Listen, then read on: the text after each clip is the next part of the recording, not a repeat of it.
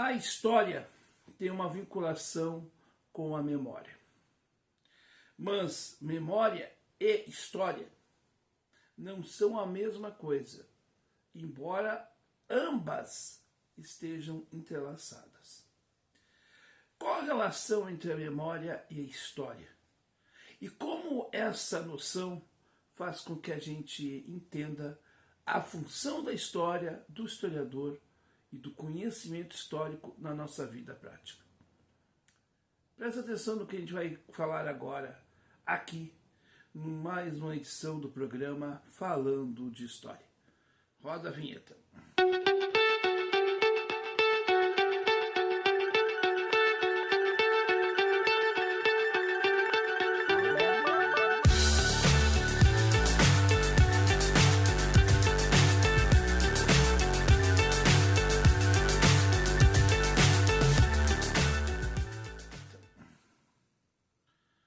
Antes da gente continuar o nosso programa aqui, eu peço que você já deixe o seu like, inscreva-se no nosso canal, acione o sininho das notificações para que você não perca mais nenhum vídeo novo no nosso Falando de História. Nós temos vídeos novos, todos os domingos às 9 da manhã, com o nosso programa Falando de História.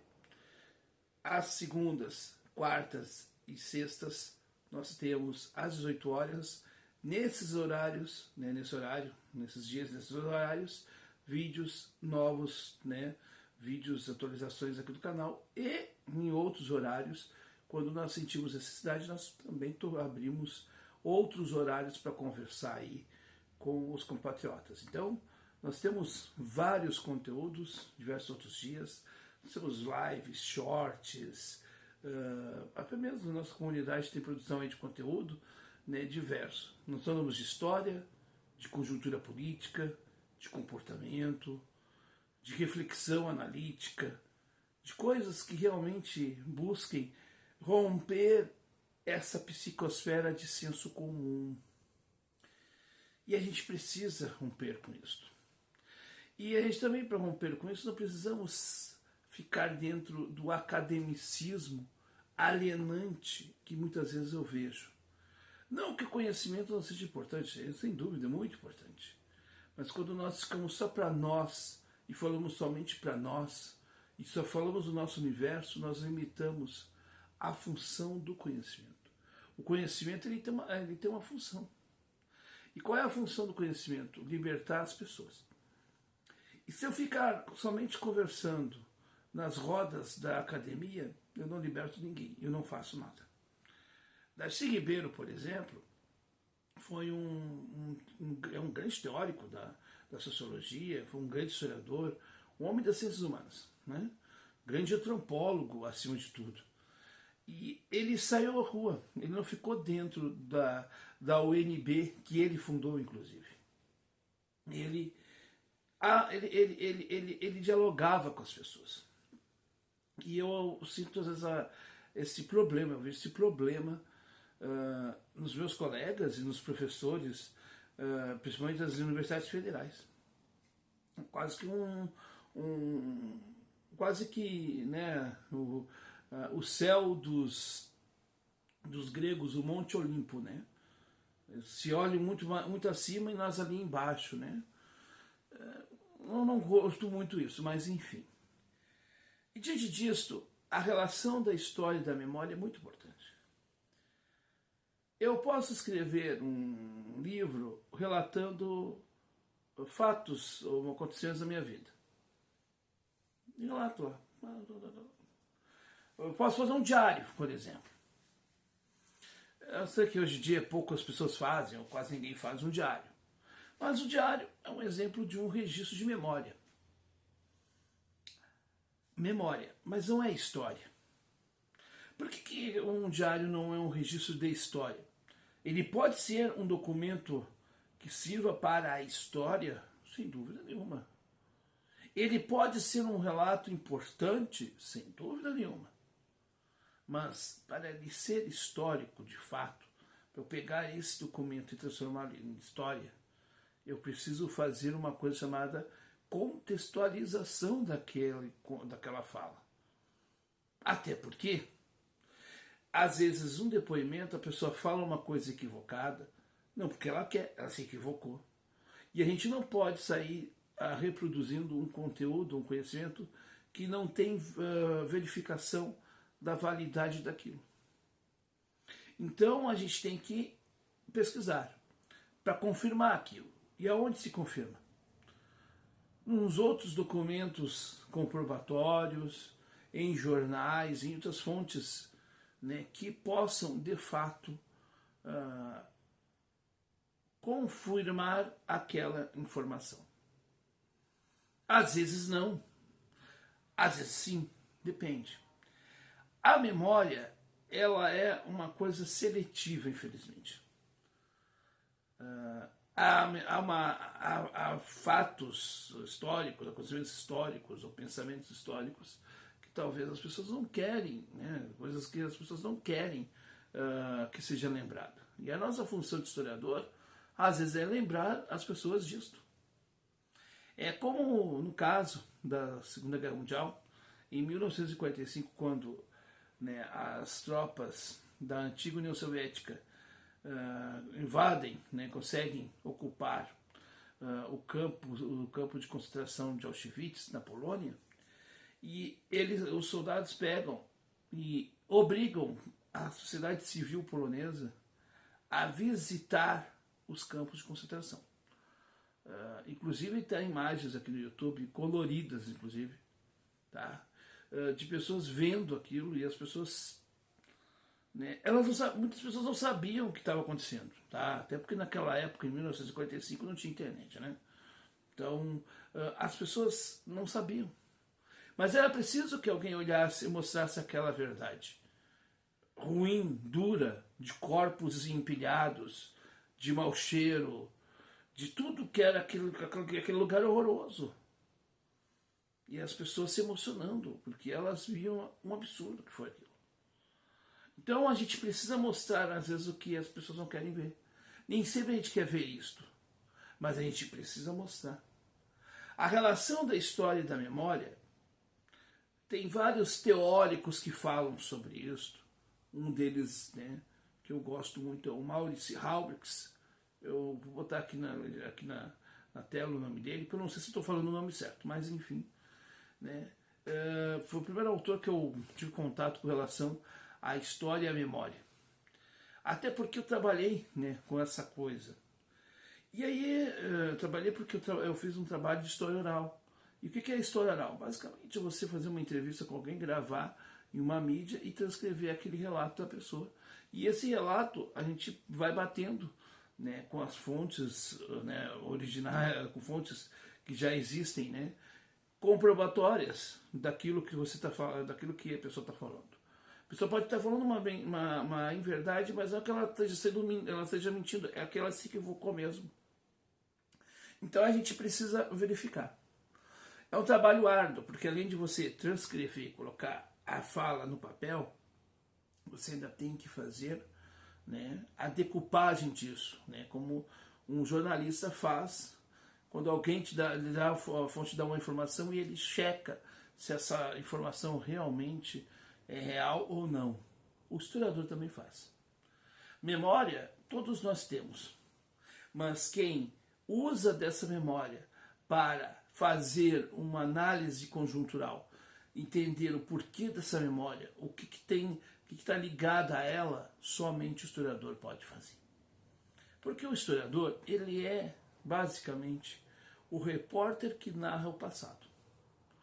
E o repórter, um bom repórter, basicamente, vamos pegar um repórter esportivo, um repórter de campo, é aquele que traz a informação do que está acontecendo no jogo ou no ambiente do jogo, pós ou pré-jogo. Então lá ele vai trazer o que está acontecendo. Não é, mas existem várias interpretações.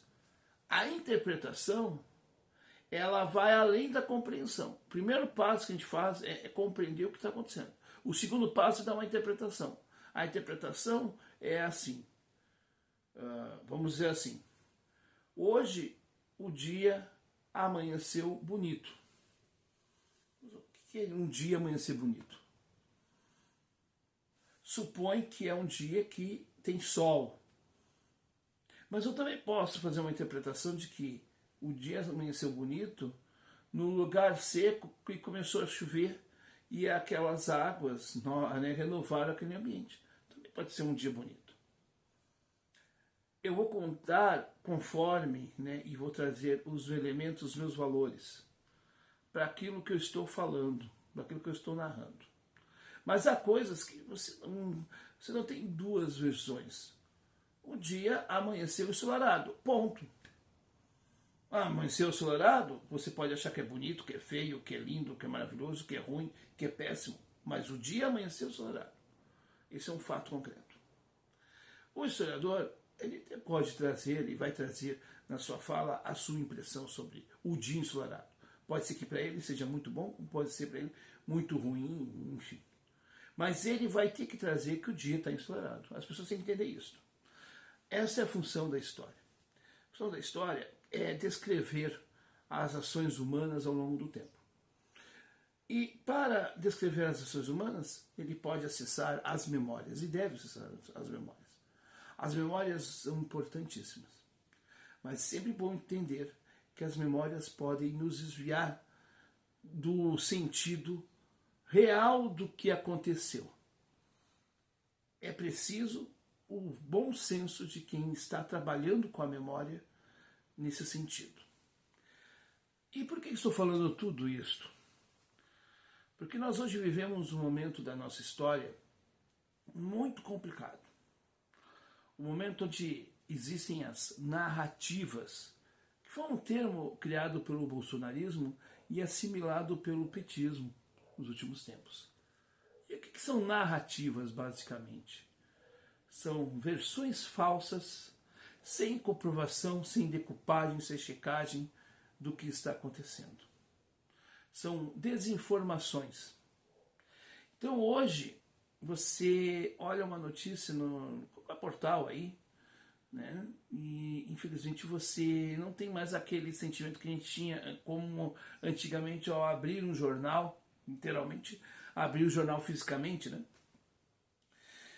E você tinha aquela coisa, o que está no jornal tem uma comprovação, aquilo ali é porque aconteceu mesmo. Hoje a gente está numa fase em que a gente pensa, será que aconteceu isso mesmo? Será que é assim?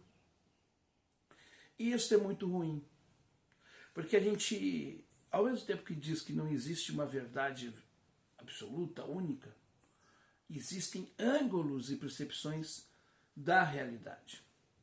E talvez nos chegue até nós ângulos e percepções da realidade distorcidos, ofuscados. É como se alguém que botasse uma lente de um óculos extremamente arranhada e só visse riscos na sua frente. E perguntássemos a essa pessoa o que ela está vendo, ela diria que está vendo talvez o que a gente está vendo, mas com distorções.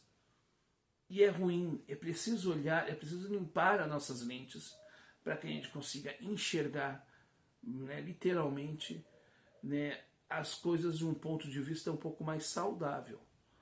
Então, diante disso tudo, diante desse contexto como um todo, a gente precisa entender que fazer história não é juntar um monte de fatos, de datas, acontecimentos históricos, né, de nomes e enfim.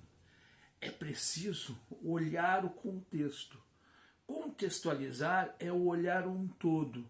Seja vendo o todo numa dimensão micro da história, como eu entender um todo numa visão macro, que é tu olhar mais acima, mais ampliado.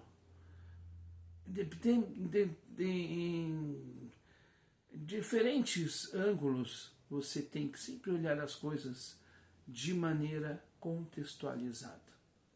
E é isto que faz com que o ofício do historiador seja aquele desagradável para muitos, que é lembrar a sociedade daquilo que ela não quer que seja lembrado. E esse é o papel que a gente busca exercer neste canal. E aí, gente, o que você aí do outro lado pensa a respeito? Deixe seu comentário aí, porque se você chegou até agora, né, está aqui assistindo até agora, quero saber qual a sua opinião sobre esta relação entre a história e a memória. Será que realmente nós temos hoje uma deturpação da realidade através de versões ou de visões distorcidas dela mesma? O que você pensa a respeito? Quero saber aí. Não esqueça de deixar o seu like. E se você achar importante esse conteúdo, se foi importante para você, compartilhe para mais pessoas. Leve o conhecimento da história, porque nós precisamos conhecer a história. Infelizmente, o Brasil ele é refém da ignorância do seu passado. Por quê? Porque é interessante manter o povo alienado de sua própria história, de sua própria construção, ou do seu próprio entendimento da sua construção. Enfim, é isto.